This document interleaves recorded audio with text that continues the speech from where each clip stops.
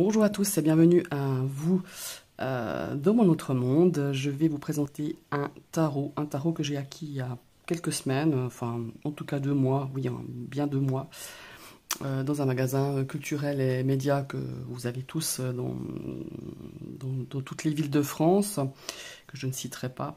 Mais voilà, il se trouve, vous allez le trouver sans problème. Autrement, vous tapez le nom du tarot sur Internet et vous dirigera sur des sites très connus de vente. Alors, le Wandering Star Tarot, c'est une édition française apparemment. La créatrice l'avait évidemment créé en premier en anglais. La créatrice s'appelle Kat Pierce. Apparemment, elle est auteure, compositeur, interprète. C'est une chanteuse et elle avait envie en fait de créer un tarot. Voilà. Elle dit qu'elle a canalisé les messages pour pouvoir justement partager ce magnifique tarot. En tout cas, moi je le trouve superbe. En fait, à la base, je vais déjà vous parler un petit peu. Voilà, c'est une boîte cloche très solide. C'est aux éditions Le Lotus et l'éléphant. J'ai quelques jeux de cette maison d'édition. Je trouve qu'ils font des chouettes coffrets, vraiment. Enfin, coffrets, des chouettes boîtes en tout cas. C'est solide, c'est au prix de 24,90 €. Donc là, voilà, on a quelques photos à l'arrière. Elle explique le Wandering Star Tarot, pardon, est une boussole pour des rêveurs à la recherche des trésors du cœur, de l'âme et de l'esprit. Dans ce jeu unique et intuitif, chaque carte active les énergies et les vibrations positives à travers de magnifiques illustrations réalisées à la main. Ça, c'est super sympa. Le guide qui accompagne les cartes offre une plongée plus profonde dans le monde fantaisiste des archétypes et à la découverte de soi. Voilà, effectivement, le livret, il est très sympa et je vais vous dire pourquoi. Alors voilà, on a un livret, alors voilà, c'est le format de la carte, c'est bien pratique, c'est pas trop grand, ça rentre dans la boîte, c'est juste parfait. Et ici, elle nous dit que le Wandering Star Tarot, c'est donc le tarot de l'étoile vagabonde, hein, si on traduit le nom de ce tarot. Voilà, elle dit que elle a utilisé ce tarot tout au long de son parcours pour se recentrer et être beaucoup plus en harmonie avec son cœur, avec elle-même, tout simplement. Bon voilà, après comme je vous ai dit, c'est une chanteuse, compositrice et interprète, mais aussi elle se dit poète et une artiste visuelle. Voilà, elle avait envie de créer ce jeu avec ses propres œuvres et de canaliser justement des messages spirituels pour pouvoir partager. Elle parle de remèdes intuitifs et puissants avec nous tous, quoi. Voilà. Donc voilà. Après, on a comprendre le jeu, hein, donc les arcanes majeurs, les arcanes mineurs, utiliser le jeu. Donc là, on a le tirage classique à 3 cartes. On a le tirage de l'étoile vagabonde qui est très intéressant, que j'ai pas encore testé, que j'ai trouvé super sympa. Après, voilà, tirage de la croix celtique. Voilà, c'est un tirage classique que tout le monde connaît. Et elle parle justement des significations des cartes à l'envers. Voilà. Elle dit qu'elle ne prend pas en compte les cartes renversées ou à l'envers. Voilà. Mais elle n'est pas opposée au fait d'interpréter différemment ces cartes. Mais par contre, elle n'a pas souhaité intégrer justement ces significations à l'envers dans ce jeu. Alors voilà, ici on a toujours le nom de la carte, on a environ 4 à 5 mots-clés et on a l'explication, son interprétation à elle, ces messages qu'elle a canalisés justement pour ce jeu et qui sont très intéressants d'ailleurs. Et en dessous, chose que j'apprécie énormément, on a toujours une citation. Par exemple pour le fou, on a la citation de Socrate qui dit « La sagesse commence dans l'émerveillement ». Enfin voilà. Donc pareil, le magicien, le battleur, on a toujours l'explication de la carte, le message et toujours une citation, tout ça. Voilà, on a tout le long avec les mineurs, c'est la même chose. Et puis bon, là on a les remerciements. Voilà. C'est vraiment très sympa pour moi, c'était une très très belle découverte. Maintenant, on va passer aux cartes. Alors moi, c'est toujours ma hantise quand j'achète des jeux que je connais pas ou que je suis allé voir un petit peu si la qualité était bonne ou pas. C'est toujours ma crainte de tomber sur des cartes de qualité, de mauvaise qualité en fait. Voilà le dos. Je le trouve super sympa, ce dos. J'adore. Alors, au niveau carte, bon, c'est pas... je pense que c'est un 310, 320, ouais, en tout cas. C'est pas une qualité extraordinaire, mais elle tient bien. Elles sont quand même assez solides parce que c'est un jeu que depuis que je l'ai, je l'utilise énormément. Je fais un travail avec celui-là et je trouve, voilà. En plus, regardez, on a les tranches dorées. Alors certes, hein, on voit hein, qu'il y a des accros parce que comme je vous le dis, je l'ai beaucoup utilisé. Mais bon voilà, avec les tranches de colorées, il n'y a pas de miracle. De toute façon, ça s'abîme, la dorure part de toute façon. Je me fais aucune espèce d'idée. Mais par contre, au niveau de la qualité des cartes, eh ben, je suis pas vraiment déçu. Alors, c'est plastifié, hein. C'est brillant, voilà, hein, faut quand même, voilà, que vous sachiez. Je suis pas fan hein, de ce genre de cartes très brillantes, mais là, franchement, ça passe super bien. En tout cas, moi, j'adore ce jeu. Alors, je vais vous montrer les cartes. On a 2 cartes supplémentaires avec ce tarot. Je vais essayer de zoomer. Hein. Voilà. Oups. On a 2 cartes supplémentaires. C'est un peu trop zoomé, voilà. Voilà. Qui sont l'étoile mère, qui pourrait nous aider justement à répondre à une question par oui ou par non.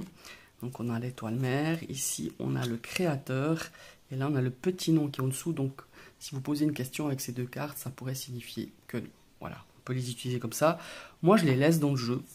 Et puis voilà, et puis au fur et à mesure que si ça sort, eh ben, je l'interprète d'une manière positive ou négative. Enfin voilà, c'est... Et nous avons la carte du fou. Et la particularité de ce jeu, donc voilà, on a le nom de la carte. Ici, vous avez des mots-clés. Alors en anglais, j'étais assez surprise, je me suis dit, bon, c'est un jeu quand même qu'elle a traduit en français. Je me suis posé la question, pourquoi elle n'a pas mis les mots-clés en français, mais bon encore voilà, ce sont que des mots, c'est pas difficile, même moi qui suis pas, qui n'ai pas des grosses notions d'anglais, on s'en sort, hein, et puis si vraiment il y a un mot qu'on comprend pas, on va taper sur Google Trad, ça va très bien.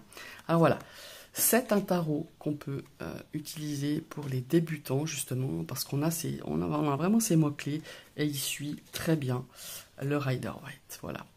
Il me fait vraiment comme penser justement à ce que je vous disais en début de vidéo, à ces icônes orthodoxes. Hein. Vous voyez, ces icônes, ils ont toujours aussi ces genres de lumière, de ronds, hein, de cercles autour de la tête, autour des visages. Il est particulier, mais moi, il m'a beaucoup plu par ses couleurs, par ses dessins. Et je trouve vraiment sympa. Donc, vous voyez, là, l'impératrice, on a ces mots-clés toujours autour. On a la beauty, la beauté, l'harmonie, l'abondance, la grâce, la fertilité. Donc voilà, pour les débutants, moi je trouve vraiment pas mal.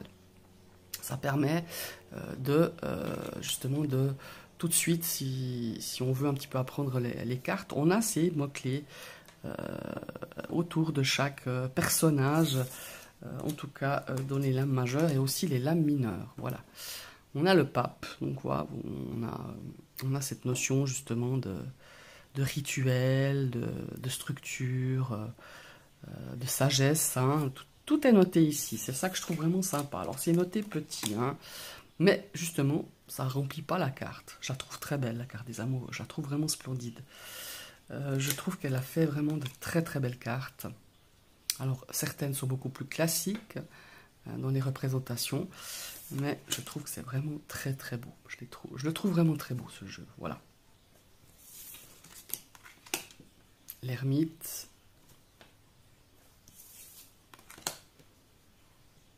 La roue de fortune.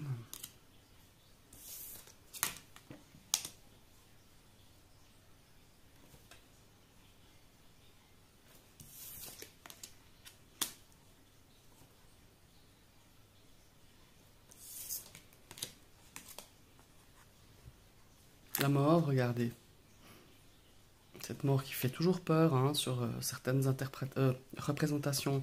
Et là, je trouve que voilà, oui, ben, voilà, ça fait pas... Oui, alors on a un crâne, un mort, mais c'est un petit peu coloré, donc je trouve très sympa.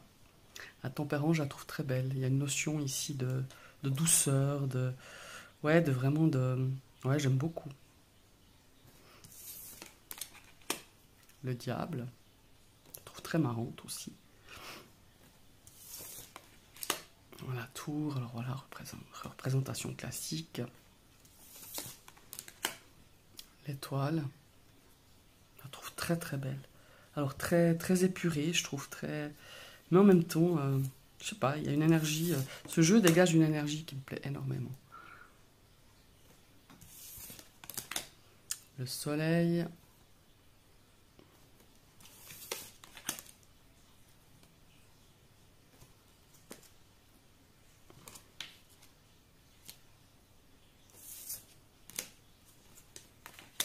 Et le monde, voilà. Maintenant, on va passer aux séries d'épées. L'as d'épée, le changement, les décisions, l'action, hein, le succès. Et tout ça, on a sur la carte. Et je trouve vraiment sympa. 2 d'épée. Vous voyez, on a juste autour, là.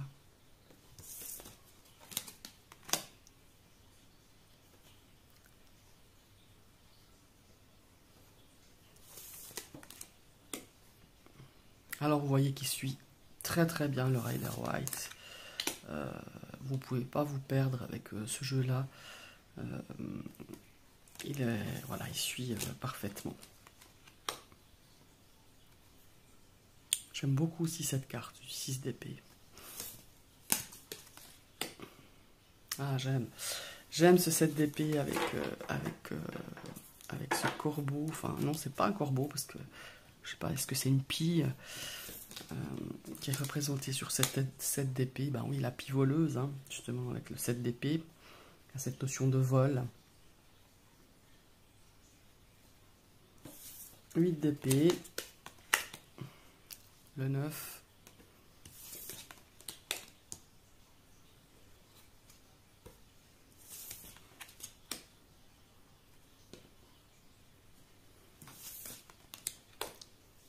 Le cavalier qui est représenté par un tigre.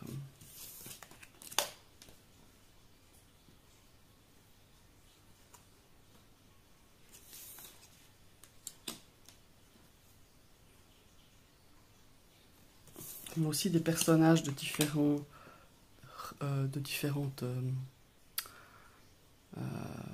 ouais, de différents pays, dans les vêtements qu'ils portent, dans le style, dans le visage. Et là, on est parti avec les deniers.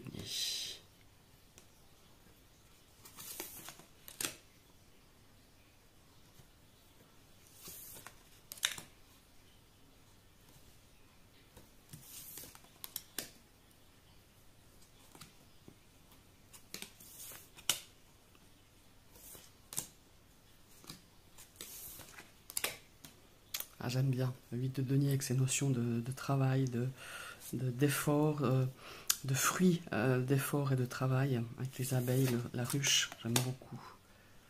9 de denier. Ouais, j'aime bien l'ambiance qu'elle a su créer par ses dessins, par ses couleurs.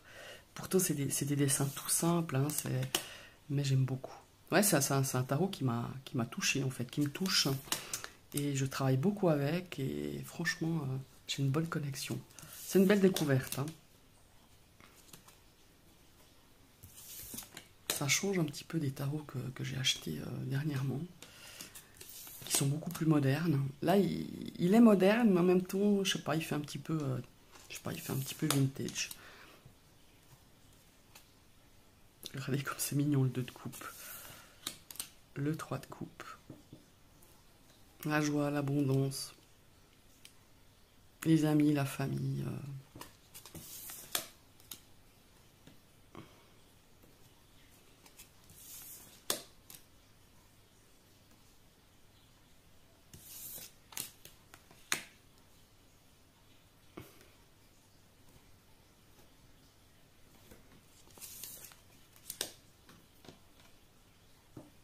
7 de coupe. Voilà. Très rider, hein, très représentatif du Rider White, le 8 de coupe avec le poulpe, pardon, 9 de coupe, 10 de coupe, et toujours ces annotations autour de ces visages qui nous apportent les mots-clés. Et franchement, si j'avais débuté le tarot, si je devais débuter, eh ben, je trouve vraiment sympa d'avoir juste ces mots-clés qui sont quand même assez discrets. Ça prend pas toute la carte, ça défigure pas la carte. Ouais, vraiment sympa. Et on arrive au roi de coupe. Et on va partir avec la dernière série des bâtons, l'as de bâton.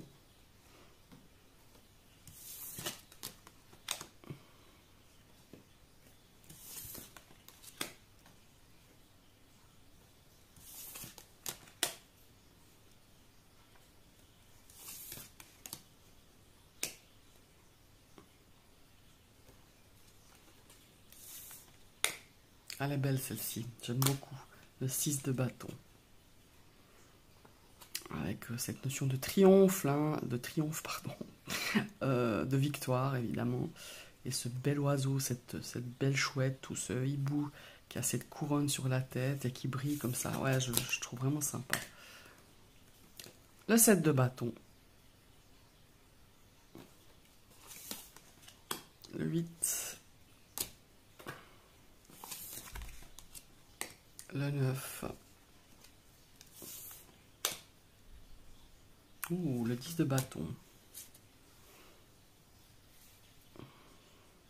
Ah ouais, elle est très puissante hein, comme carte là. Le valet de bâton.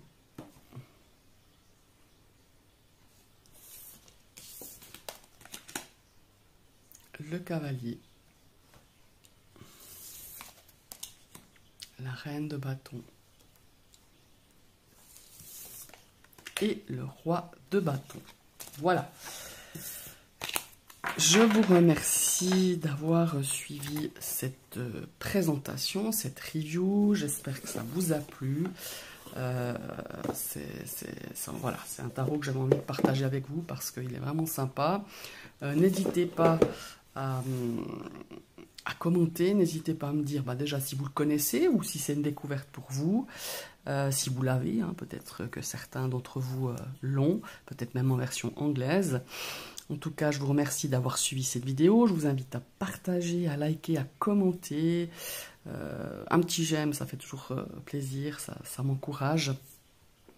Et si vous passez sur ma chaîne et que mes vidéos vous plaisent, n'hésitez pas à cliquer sur la petite cloche. Je vous rappelle que YouTube, c'est gratuit. Et il faudra réactiver une deuxième fois cette cloche pour pouvoir recevoir les notifications de toutes mes prochaines vidéos. Je vous souhaite à toutes et tous une très très belle soirée et à tout bientôt.